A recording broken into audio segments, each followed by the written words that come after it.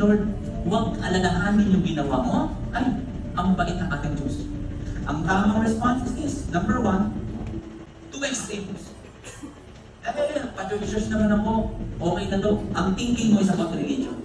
Hindi, gagawin pa to kay Lord. Hindi pa siya tapos. Kulat kung kaya niya. Yung iba naman, Pastor, ang hirap naman maging Kristiyano, I just rebel. So that's two extreme. I-treat mo, ito pag-attend mo as a religion, or mapagod kang mag-attend ng church o mahalin si Lord, maging rebelde ka. Ganun ba lang? Pero ito ang ina-offer ni Lord and I will pay. It's relationship. The most important relationship that you have is your relationship with God. Lahat pwedeng mawala. Marriage is temporary. Being single is temporary. Your children, temporary. Your relationship with the schools, the government, the offices, your barkada, temporary yan. Pwede yung mawala. Come and go. Pero isa lang ang hindi mo mawala. And that is your relationship with God.